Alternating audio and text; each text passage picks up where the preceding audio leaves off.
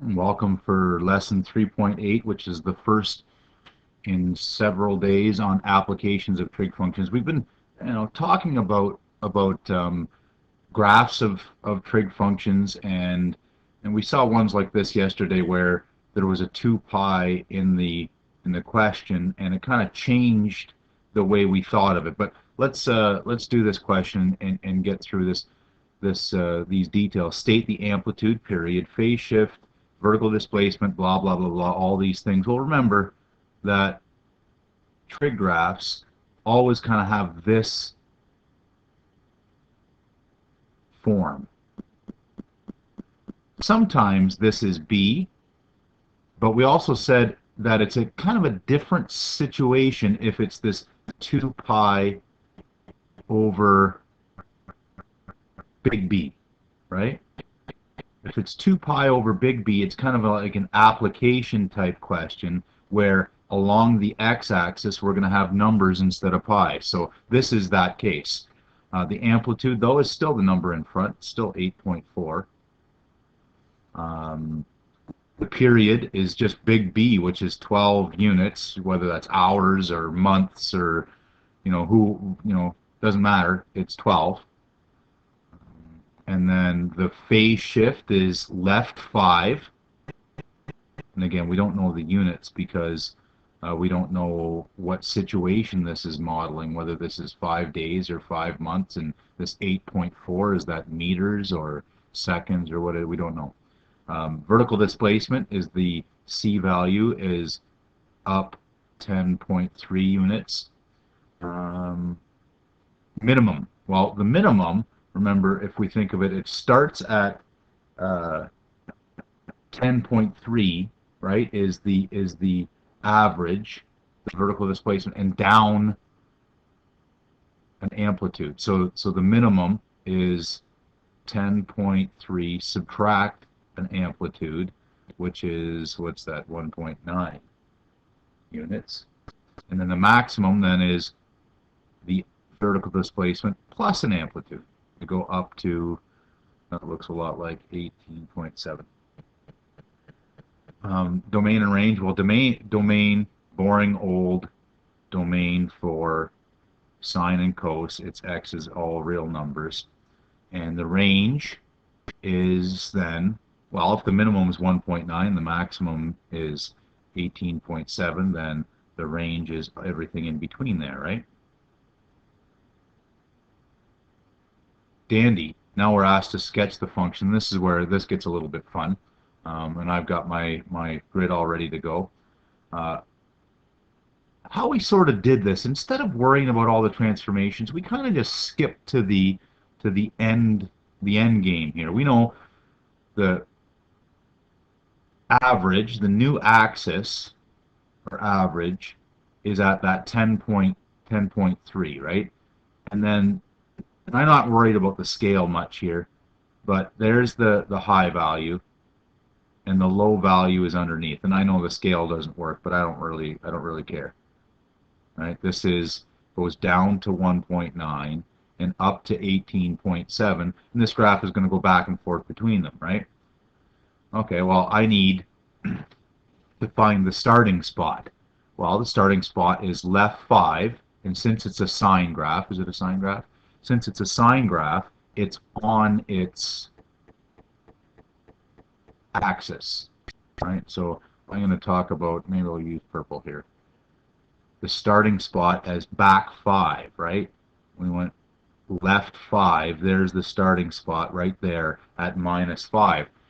Now, where the next point is, well, we've got to figure out how often the important points occur, and there's a couple ways to think of this. First of all, we know if the period is 12, important points are every b divided by 4, right? 12 divided by 4, because it's cut into 4 quadrants, every 3 units. So I could do it that way, where I go middle, high, middle, low, middle, high, middle, low, and so on. The way I like to think of it, though, if I know the period's 12, it's got to get stopped in 12 units here. 12 units along this way is where it's got to start repeating, because I know the period is 12. Well, how much is that? That's to 7. Then halfway in between goes from what the top of the bump to the lower bump, and that's halfway between -5 and 7, which is add those and divide by 2 is 1, even though my scale's goofed up, like I said. And then halfway in between again I can go, and halfway in between I can go, and that will be, by the way, my important points every 3 units, halfway, halfway, 3 units, 3 units, 3 units, and then the sine function starts at its average and goes from these quadrant cutoffs: low, middle, middle, high, middle, low, middle, high, middle, low, middle, and there's my second cycle. Now I haven't put these other points in, but I know the second period is another 12, right? That goes to 19 important points every 3 units, and everything works out awesome. Not so bad at all. And again, today, this will be, who knows what it'll be, maybe somebody on a Ferris wheel that takes 12 seconds to go around. That's a pretty fast Ferris wheel if it's only 12 seconds. But then the height would go between 1.9 meters and 18.2 meters, or whatever the situation is. We don't know. All right, that was the first one. The second one, for 3-minute review, I know it's more than a 3-minute review, is write an equation for this graph. First of all, does it look like a sine or a cos graph, this one? Well, notice it's starting at its average, right? There's the minimum, there's the maximum, it's starting at its average. This is a sine graph. And the second thing to think, is this a little b or a big B graph? Well, are there pi's along here? No, there's no pi's along the x-axis, so there's got to be pi's in the equation. 2 pi over big B, where big B is the period. All right, then we just have to state these. And we'll list them all here. How do I get this value? If I've got the minimum and the maximum, how do I get the axis value?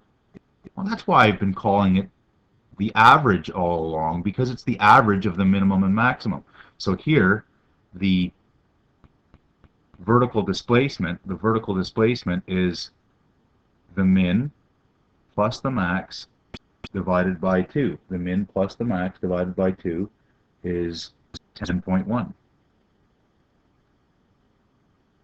So this is 10.1 right here. That's the C value. And then I can figure out how much the amplitude is, right? From there up to there is an amplitude of 1.8.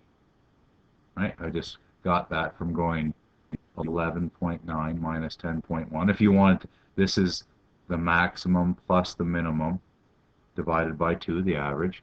What's the period? Well, notice that there's a little bit of a curveball, a little bit of a trick here. From 8 to 44, we see that that's 36. Yep, 36. But that isn't a full cycle, right? This has got to go low and then back up. So how much is the actual period? It's 36 times 2. 36 times 2. And then D, the phase shift. Well, from the initial, like if it was an initial unphased sine graph, we'd start here, but it's moved left 8 units, so D is 8 units, and I get my graph. This is some review. That was 72, isn't it? Review from last couple of days stuff, perhaps. I hope it's review. There we go. Done. Now what are we up to today?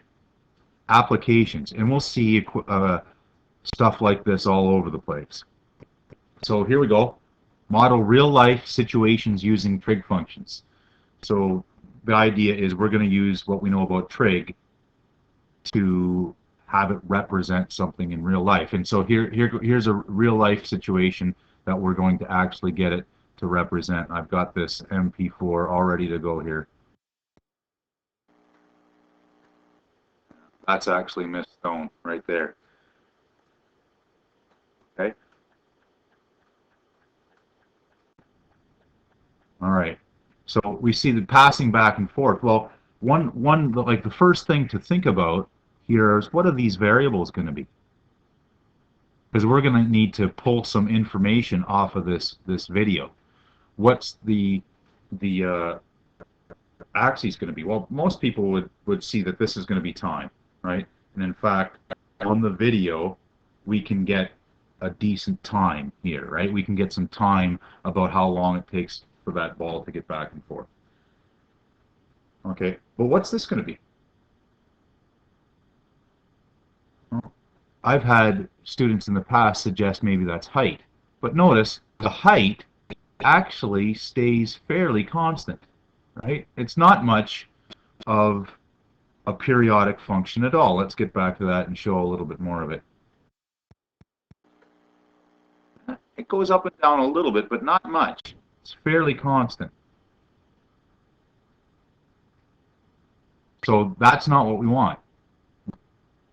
What are we going to do? We're going to call this axis a distance. What distance? Well, maybe the distance from Miss Stone here, right? Because then it starts at 0. Then when she throws it to her daughter, then it reaches a maximum, and then comes back minimum, maximum, minimum, maximum, back and forth, and we can model this as a trig function. That's the idea. So this is distance, and I'll say from Miss Stone. And we just want to be able to graph this. Not graph this. We'll sketch a model, and we want to create a model. This is an equation. When we want to create a model, usually a graph isn't good enough. We actually want an equation. And we're going to think of cos or sine here. And I'm going to write them both down just for fun. Since it's an application, we're going to use our new fun version of the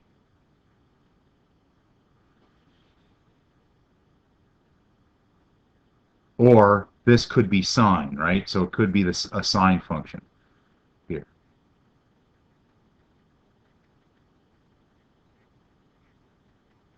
And how is this going to work? Well, some of the stuff we're going to have to make up, but we can measure, right?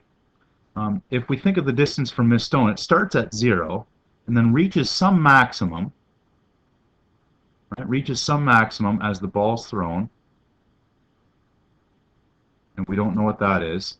And then when it comes back to Miss Stone, there's the period, right? This is going to be B. What's funny here is, do we actually know where it starts? You know, when are we going to start timing this? Well, we could start at the beginning of the video, right? Where's the video? I could start it right at the start of the video, but we don't have to. It's our model. Why don't we just start time equals 0 at some point when Miss Stone has the ball? Let's see if I can make that happen.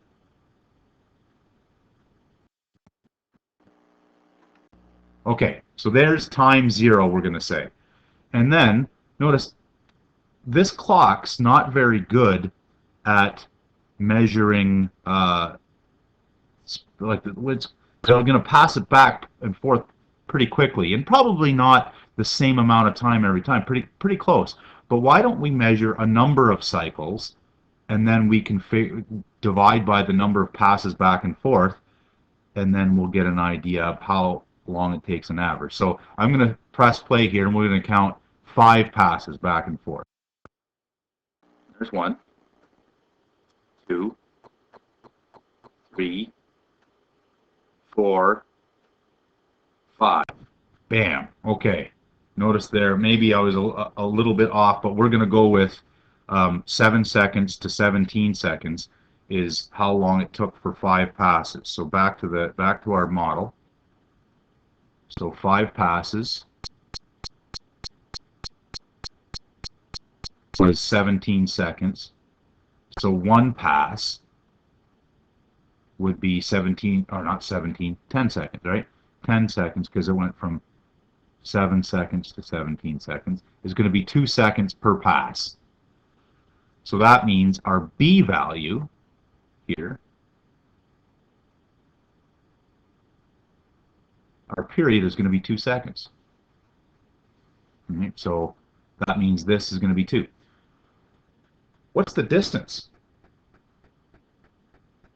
Because that's going to give us all this other stuff. I need to know what my vertical displacement is, and then my amplitude.